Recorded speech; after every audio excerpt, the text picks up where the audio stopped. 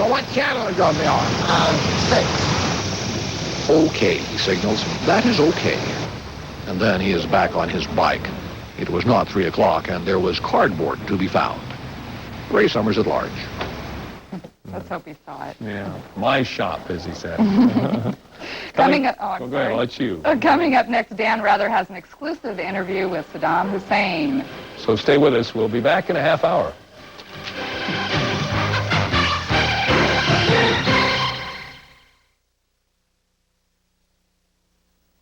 In an exclusive interview with Dan Rather tonight in Baghdad, Iraqi leader Saddam Hussein says he will not pull his troops out of Kuwait to get peace talks started.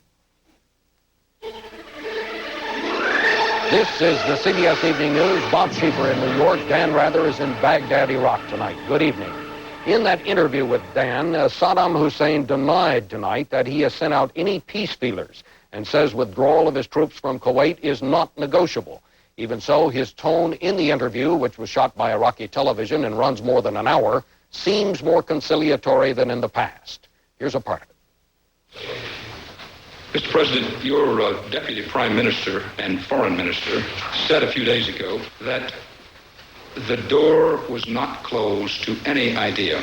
Does that include the idea of possibly Iraq withdrawing from Kuwait under any circumstances? في إطار الحال العام. At any rate, the Minister of Foreign Affairs was talking within a general framework, and Kuwait is part of a more general situation. الأراضي المقدسة للعرب والمسلمين في السعودية. You know that the U.S. armies are now occupying the lands and the soil that are the lands that are sacred to the Arabs and to the Muslims. وهنالك حصار يفرض على العراق. And that a blockade is being imposed on Iraq. But is it negotiable? Is it negotiable or non-negotiable? هل ان الانسحاب مسألة ممكن التفاوض عليها أم أنها ليست ممكن التفاوض عليها؟ هي إذا أنت تتحدث عن الانسحاب فلم يعد هنالك تفاوض. If you are talking about withdrawal, so what's there to negotiate about? One shouldn't dismiss. لأنه عندما يقال إنه ليس هنالك مجال لفكرة جديدة معناه أن الحياة كما قلنا قبل قليل تتوقف. Because when you dismiss any possibility for new ideas, when you say that there is no room for any new idea, then life will stop, as we were saying just before we came here. So it is negotiable. إذن يعني هذا أن هناك مكان أو مجال للتفاوض. التفاوض مع من؟ Negotiating with whom? With the United States. مع الولايات المتحدة. هل الكويت الولاية ال 52 في الولايات المتحدة الأمريكية؟ Is Kuwait the 52nd state of the United States? No, you have said it is the 19th province of Iraq. الكويت جزء من العراق. Kuwait is part of Iraq. Forever? للأبد. نحن قلنا الجهات التشريعية في العراق أصدرت قرار واضح تقول إن الكويت إحدى محافظات العراق. We have said this, and the legislative bodies in Iraq have issued a clear decree, a clear decision saying that Kuwait is an Iraqi province. The interview, as we say, runs more than an hour. We're still taking it in on the satellite. Saddam Hussein goes on to flatly deny published reports of any back-channel negotiations that would include Iraqi withdrawal from Kuwait. He says it over and over. He says Kuwait is a part of Iraq forever. But he concedes that for a peaceful solution, everyone will have to concede something. The Iraqi president calls for direct dialogue with President Bush and again calls for televised debates with Mr. Bush and British Prime Minister Thatcher. CBS News will broadcast more of the interview later tonight and a special at 10 p.m. Eastern Time, 9 Central and Mountain, and we'll have a recap along with analysis and commentary at 11:30 tonight.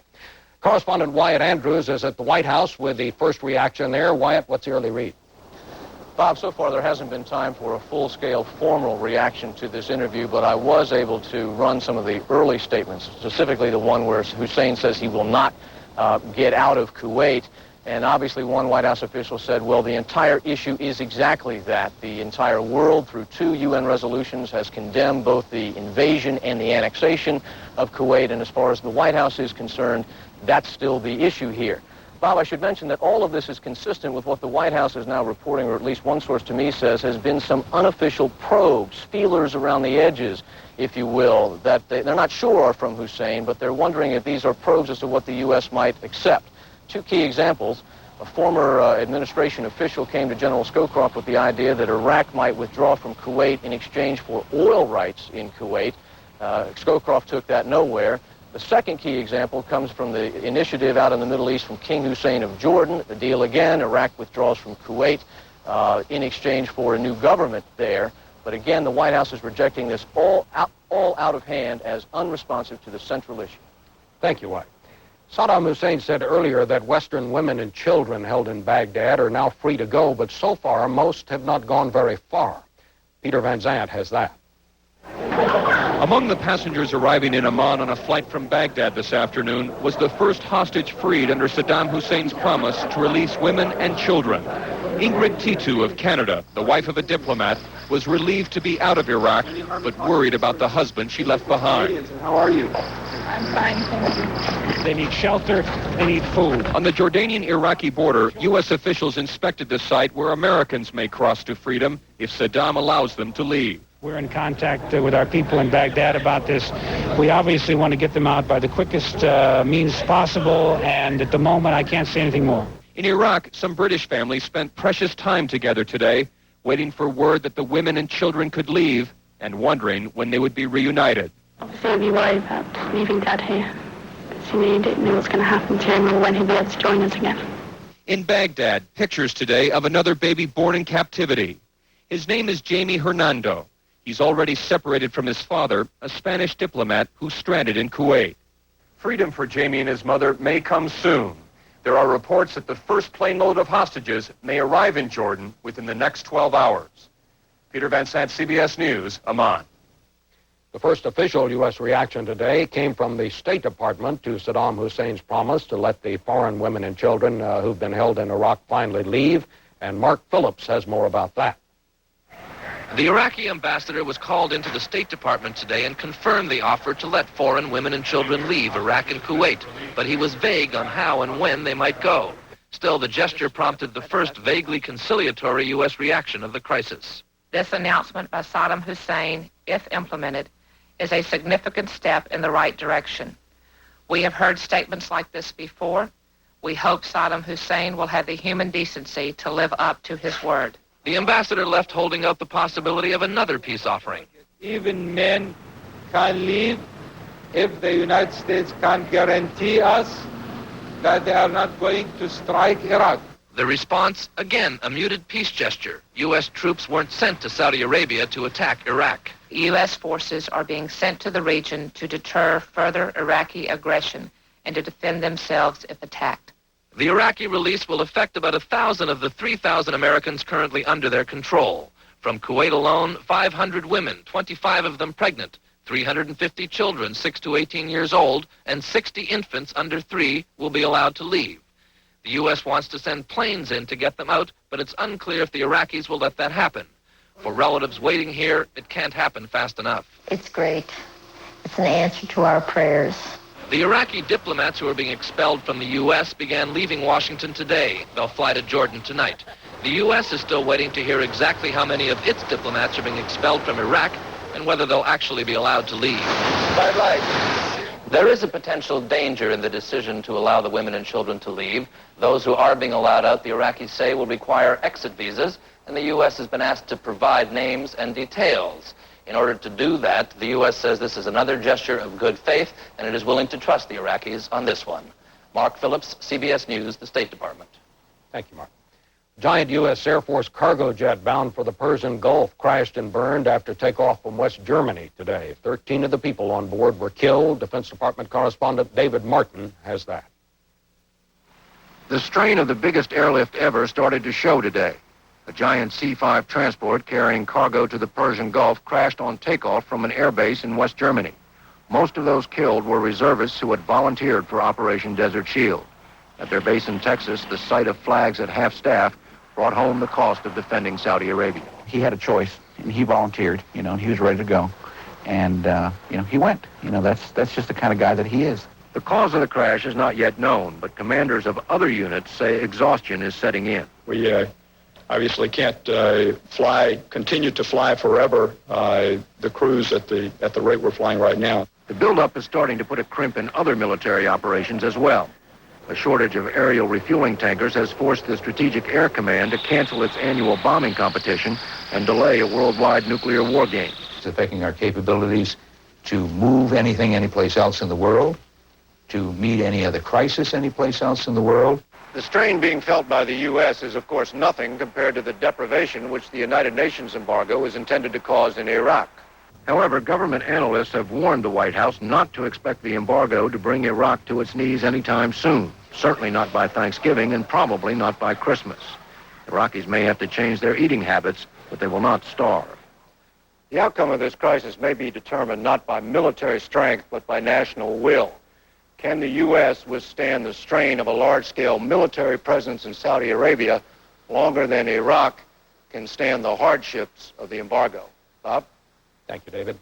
Still to come on the CBS Evening News, more of Dan's interview with Saddam Hussein and Bob Simon on an American reporter who hid out in Kuwait City until her escape today.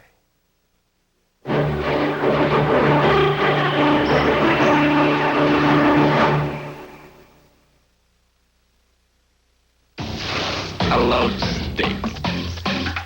I mean a big porterhouse. Select. I like it very nicely medium rare. The sound is like... Wait. It's not done. Now. Done. The A1. It's our steak is done. Hey, don't I know you from somewhere? That's original. Emerson High, 1975. You're in my class. I was your teacher. What's the secret of looking younger? Oil of Olay, twice a day. Fine lines are visibly reduced. Skin becomes soft and smooth. Miss Fitzhenry? Bugsy Brown. Oil of Olay, twice a day. Wow. The secret of looking younger. Everyone knows this, Shirley, but your mom wasn't always this smart. Why? Because I used to think to get my dishes really clean, I had to use stuff that was rough on my hands. Boy, was I wrong or what? Why? Because now I've got Ivory Liquid. Ivory got this greasy casserole dish clean, but it didn't dry my hands. Flaw. Clean dishes, soft hands. Why? Why? Because. Ivory Liquid, where clean and soft go hand in hand. Carol Murphy is safe now in Saudi Arabia, but for a month before, during, and after the Iraqi invasion of Kuwait, she was the only American newspaper journalist reporting from inside the emirate. Bob Simon has a remarkable story. Hello? David, how are you? Yeah, I'm out. Reporter Carol Murphy escaped from Kuwait to the front page of today's Washington Post. She'd been there more than a month. This was the view from her hotel during the invasion. When the Iraqis closed in, she was taken in by an American family, sheltered like Anne Frank. Kuwaiti families also tried to help. But then Baghdad announced last week that any Kuwaitis or Iraqis who were found sheltering Westerners will be regarded as spies and hanged. She watched the city, which had been an expensive oasis of green and gold, seared by Iraqi fire. She learned unreported on how chilling it can be in the desert in summer. Americans who have gone out since then have been arrested, and Brits have been arrested. I heard of people being taken away by plainclothes security policemen at supermarkets and gas stations. Murphy does not believe the American diplomats are in danger. How long they'll hold out will be determined, she says, by their stamina and their supplies. As much as Kuwaitis dream of American intervention, they realize it could bring on another nightmare. Because there have been reports that they have placed explosives around key facilities like oil refineries, oil wells, and power plants. Murphy says she knew instinctively this week that it was time to go to make a run for the Saudi border. There were 9 cars initially in the convoy. We lost 2 on the way to failed engines. The desert was flat and bleak, she says, the road littered with burned-out cars and Iraqi soldiers.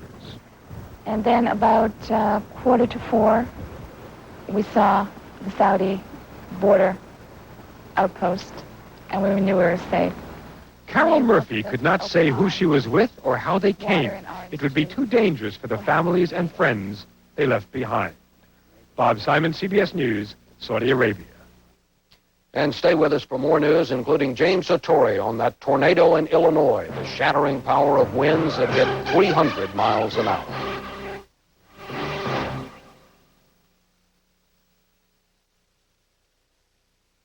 Unfortunately, septic systems back up. What a mess! What an expense! But Riddex once a month adds millions of bacteria to digest waste and works to keep your septic system running trouble-free. Riddex, it helps prevent septic system backup. Only one movie is utterly absorbing. You think I killed her? A real sizzler. Gripping, riveting, and keeps you breathless. Presumed innocent. Rated R. Now playing. It started with close and comfortable. Now the new Norelco razor brings you even closer with the same legendary comfort. To reach this new level of shaving perfection, our patented lift and cut system has been improved to lift each hair and cut it even closer without the blades touching your skin. So you get an even closer shave with the same incredible comfort. The new Norelco. It's more than a great shave. It's a whole new level of closeness and comfort. There's an ancient grain from the Orient that we've been overlooking. Whole brown rice, including the bran. Kellogg's brings you Kenmai Rice Bran, crisp, delicious flakes of brown rice. And because the rice bran hasn't been sifted away, it's more than a delicious cereal. It's a healthy cereal. Kenmai Rice Bran. Now we can all benefit from generations of traditional Oriental wisdom. Live well, eat well. Kellogg's Kenmai Rice Bran. Also with almonds and raisins. While the world's attention has been riveted on the man-made crisis in the Middle East, nature cut a deadly path through the American Middle West. And today, National Guardsmen and 5 officials search for more victims in northern Illinois, where tornadoes yesterday killed at least 24 people. James Sartori reports. Peggy Sullivan was among those who returned home today to piles of broken pieces and disjointed lives. It was bad yesterday, but it looks worse today. Her apartment, along with the entire 3rd floor of another building, was ravaged by one of several tornadoes packing winds as strong as 300 miles per hour. In Crest Hill and Plainfield and West Joliet today, stacks of cars and mounds of splintered wood sat in a bizarre tribute to the raw power of nature. That was amazing. It was just like it was so big and it was just so black. It just came so fast. The twisters swept a 20-mile path of destruction across northern Illinois, flattening hundreds of houses. They were the deadliest in more than 20 years. 9 people died in this apartment complex. Today, National Guardsmen searched an adjacent cornfield where most of the victims were found. Divers combed the bottom of a small lagoon. In an area residents sometimes call Tornado Alley, most had no idea this was coming. They didn't get any warning. If we had a good system, the people on the upper floors could have gone down into the hallways in the lower area. Sure, it would have made a difference. The Weather Service says the storm moved quickly, catching forecasters by surprise. The warning came late. Here at Plainfield High School, some quick thinking by teachers may have saved 150 athletes gathered for a preseason practice. After seeing the violent storm, 2 coaches led the students into the safety of a school hallway, while much of the rest of the school came tumbling down around them. And there was a lot of kids who were scared. We were all scared. Pat Rudd was scared less for herself than for others. You're worried about people. You know, you're saying, I think you're going to make it, but you're worried about people. For hundreds of families now, the worry is not about what happened here, but what happens next. James Sartori, CBS News, Cedar Hill, Illinois. Several sources have told CBS News in Washington that Vice President Quayle's wife, Marilyn, narrowly escaped serious injury while on vacation last weekend in the Grand Canyon. Mrs. Quayle reportedly was thrown from a small raft she and the vice president were riding in while shooting the rapids on the Colorado River. A Secret Service agent rescued Mrs. Quayle as she was dragged under the water. She had a bruised wrist, but x-rays turned up no serious injuries. Well, in a moment, more of Dan Rather's exclusive interview with Saddam Hussein.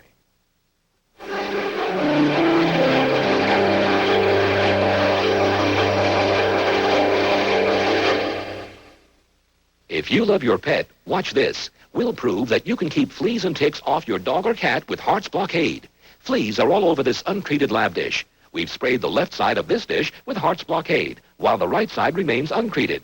Watch how Blockade repels the fleas. They literally jump to the untreated side. Ticks normally want to crawl to the top, as they do in this untreated tube. See how the Blockade-treated cap of this tube repels ticks? They stay at the bottom. Block fleas and ticks from your pet with Heart's Blockade. I just read something new. If your athlete's foot won't go away, you could have more than athlete's foot. You could also have a secondary yeast infection. That's right, yeast. It burns and itches just like athlete's foot. To solve this problem, you need Mycotin. Only Mycotin cures both athlete's foot and secondary yeast infections with Myconazole. Oh, thanks. So why treat only half your problem? Step up to the cure. Step up to the Mycotin. It starts with itch and irritation, and then hemorrhoid flare-up. For soothing, cooling relief on contact, get Tux medicated pads. Tux pads, the one hospitals trust most. Anything to declare? Diarrhea. Permit me. Kaopectate. But of course. Now, advanced formula Kaopectate. Just this much relieves diarrhea and cramps fast. Vive le Kaopectate! The diarrhea specialist. We have more now of Dan Rather's exclusive interview tonight in Baghdad with Iraqi President Saddam Hussein. Dan asked Saddam about reports that Iraq might be willing to make significant concessions to help defuse the Gulf crisis. We haven't said this to anybody. Any idea that may be submitted to us will certainly get our response. We will express our opinion about it. Do you expect a United States military strike against you? We take this into our account, and we are prepared on the basis of that eventuality. Mr. President, I think many Americans are concerned that there may be a war. And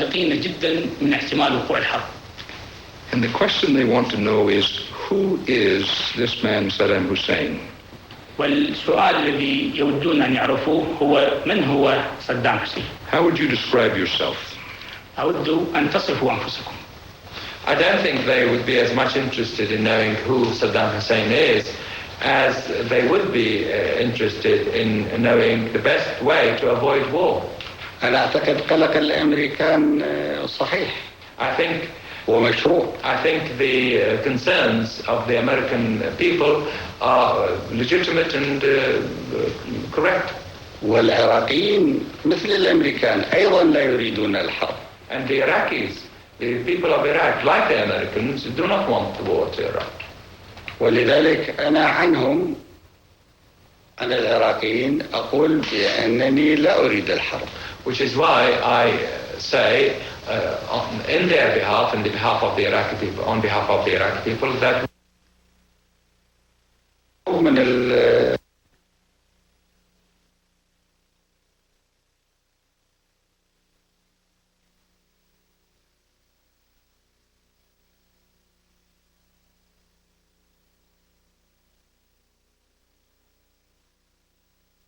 Dan Rather tonight in Baghdad. Iraqi leader Saddam Hussein says he will not pull his troops out of Kuwait to get peace talks started. This is the CBS Evening News.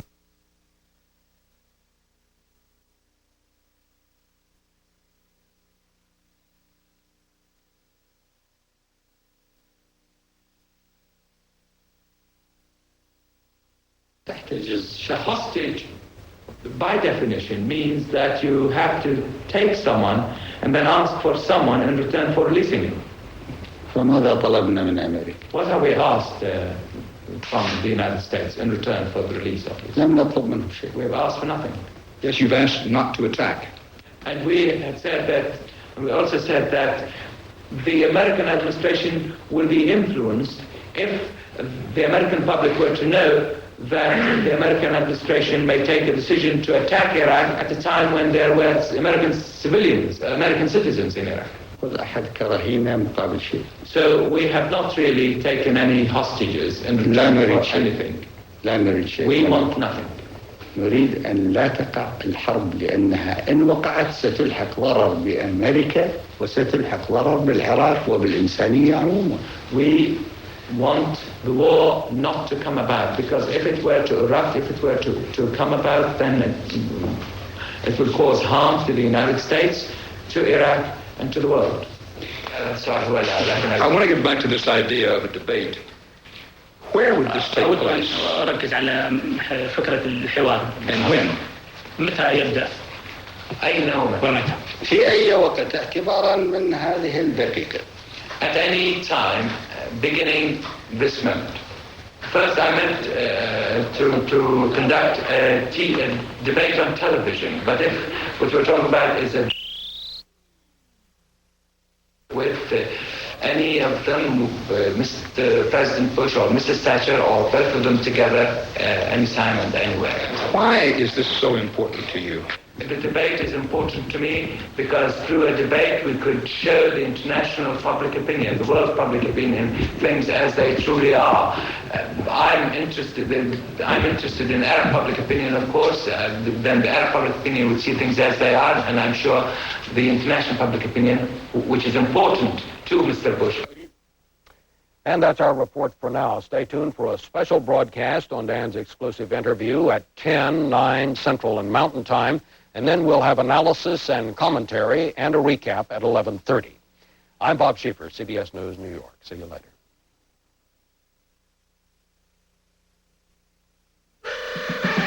One thing that I want to know, what old baked puts in one tiny hole. So much taste in something so little, they even left room for a hole in the middle. Old baked tastes too big to be so small. Brown sugar, cinnamon, raisins and dates, golden honey, hazelnuts, oat baked tastes great. They're not so big, quite a paradox. Such a big taste, such a small box. Oat baked tastes too big to be so small. Oat baked tastes too big to be so small. Life's finer pleasures. Happily, some are affordable. Like Grey Poupon Dijon mustard. Created from an original Dijon recipe so fine it even has white wine to enhance fillets, enliven sauces, and dress up salad dressings. So enjoy one of life's finer pleasures. Pardon me, would you have any Grey Poupon? But of course, Grey Poupon, one of life's finer pleasures. What's cool and helps hands in pain? Do this. What's cool and helps a back that aches? Do this. It's therapeutic mineral ice. With its cool feel and penetrating, soothing, deep, cold pain relief. Try this cool feeling and this soothing relief on your little aches and pains. There's no embarrassing odor. Get the penetrating, deep, cold pain relief of therapeutic mineral ice.